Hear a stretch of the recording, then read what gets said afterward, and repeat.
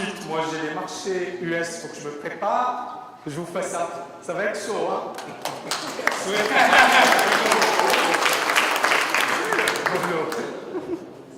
Alors, moi, je peux faire un peu plus long. Alors, Denis, c'est excellent. Alors, Denis, juste rapidement, ton parcours, tu es consultant, c'est ça? Et,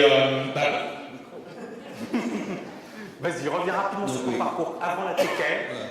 Et ce que la TKL t'a apporté, pourquoi tu as fait la TKL, et puis bien évidemment ton expérience en matière de trading. Donc ça fait 25 ans que je fais du consulting, notamment dans ce qu'on appelle le lean management. Donc c'est de l'amélioration de performance, notamment en milieu industriel et de services.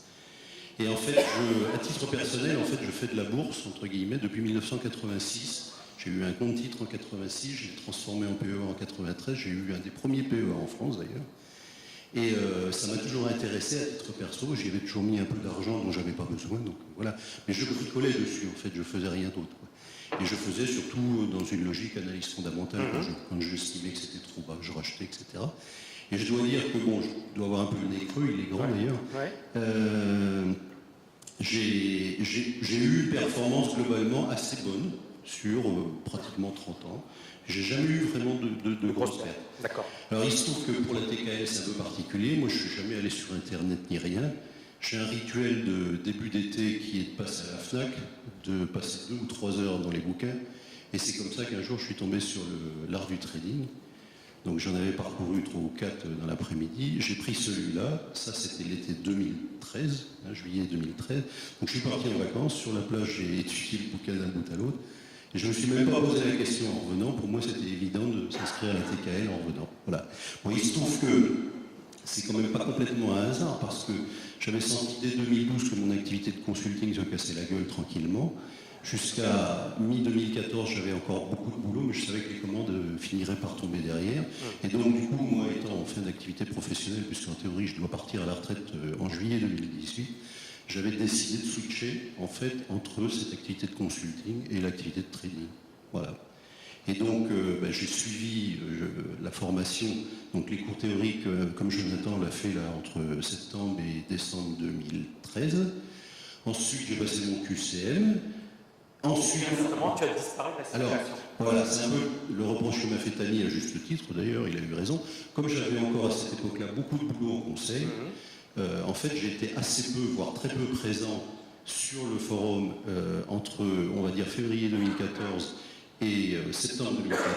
Et ça n'est qu'en septembre 2014 où là, j'ai pu carrément me consacrer à temps plein que je suis revenu sur le forum. Voilà.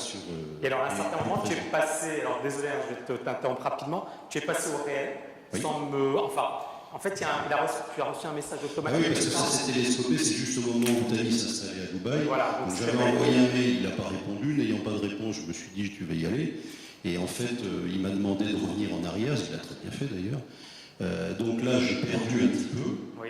Donc je suis revenu en arrière. Et effectivement, comme j'avais peu publié, alors ça, je vous le conseille pour les nouveaux, surtout ne faites pas cette erreur, publier. Oui. Parce que c'est dans la publication, même si on prend des claques, et Dieu sait qu'il m'en a collé quelques-unes. Mais je pense que ça a été vraiment bénéfique. Et donc là, ne faites pas cette erreur, publiez, et c'est à travers les publications et le fait de travailler, bien sûr, derrière, que l'on voit les progrès qu'on a à faire, les erreurs qu'on fait, etc., etc. Et le chemin n'est pas terminé.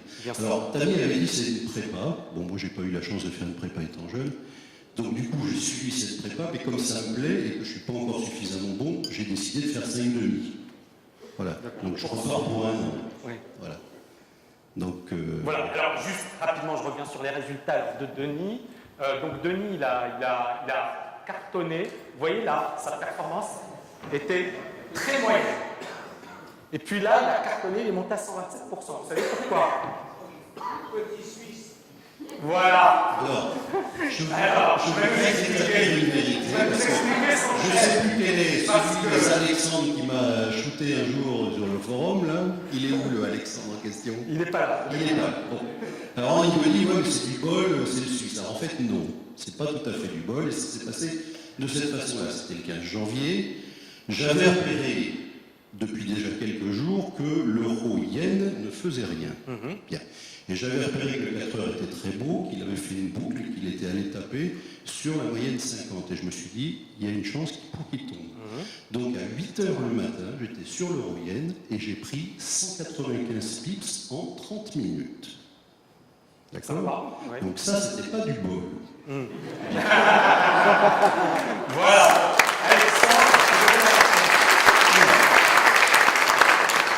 Deuxième chose, j'étais tellement préoccupé et tellement content de ça que j'ai rien vu d'autre pendant toute la journée. Et sur le coup de 2 heures de l'après-midi, j'ai vu, parce que je m'en étais même pas aperçu, c'était même pas un marché que je regardais. J'ai vu que l'USD CHF, donc le dollar suisse, s'était effondré. Mais comme je ne suivais pas ce truc-là, et du coup, j'ai regardé, je me suis dit, tiens, il est tellement tombé qu'il peut peut-être corriger un petit peu. Voilà. Et donc, il a dévissé à 10h30. Il y a même eu un moment où il était non coté pendant quasiment une heure, je crois. Et j'ai vu qu'il est descendu sur un point bas, et à un moment, sur le coup de 15 heures, j'ai vu qu'il avait atteint ce point bas, puis qu'il commençait à remonter. Et en fait, je me suis dit, s'il commence à redépasser les plus hauts précédents, il y a peut-être une possibilité de se placer. Et c'est ce que j'ai fait. J'ai réattendu là aussi un bon point bas en 300 ticks. Je me suis collé là-dessus à 15h30, et à 16h, j'avais pris 224 pips de plus. Bravo. C'était pas du bol.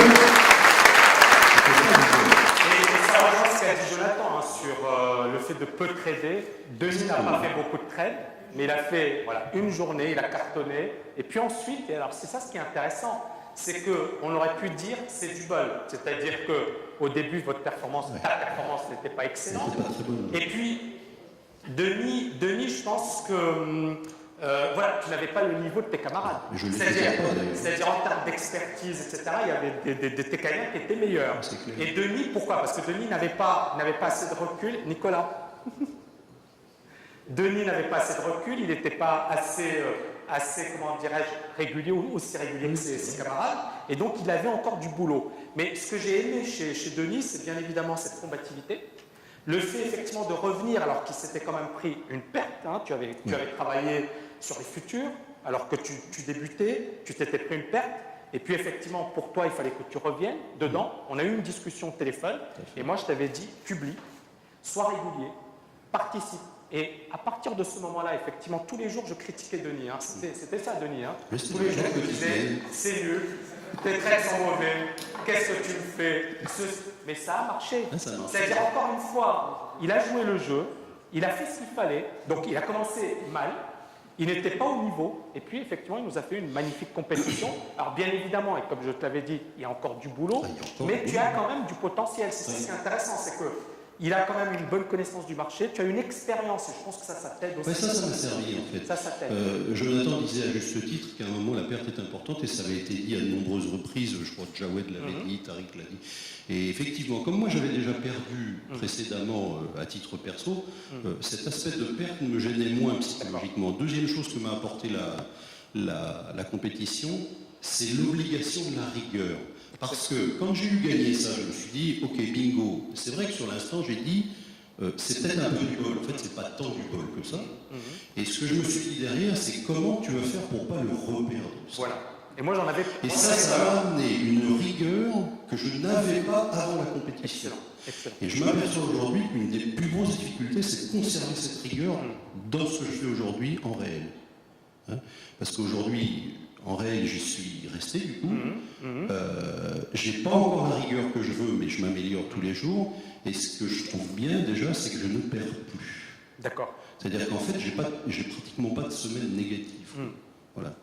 C'est déjà bien, et puis bien évidemment, il va falloir continuer à travailler, oui, de toute façon, c'est clair. être régulier, et je pense qu'encore une fois, c'est vraiment une question de processus, mais tu es... Alors là, je vais le mettre sur les marchés US parce que le peu que j'ai commencé à regarder, je n'ai fait que regarder, parce qu'après la compète, j'étais un peu défait, donc du coup, c'est normal. J'ai pris un peu de recul. C'est normal. Je vais me mettre sur les marchés US, le peu que j'ai regardé, ça me plaît, et notamment, ça me plaît, paradoxalement, ça me rappelle un peu ce que j'ai fait en swing trading sur les actions. Et je me demande d'ailleurs si je ne peux pas, dans une certaine mesure, utiliser l'approche marché US pour les actions françaises. Alors peut-être plus dans une logique swing que dans une Il y a logique day trading, mais Hamid, par exemple, qui utilise l'approche PKL avec les actions françaises. Il m'a dit que ça se passait très bien pour lui. Je Donc pense. on peut véritablement l'utiliser sur n'importe Je quel pense marché. que c'est ça. Après, c'est vraiment une question de spécialisation.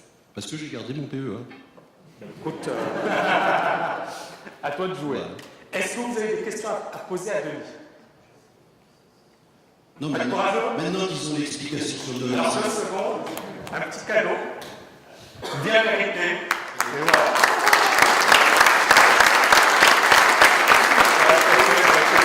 Merci, Denis. Félicitations. Bravo. À présent, la surprise, c'est qui le numéro 1?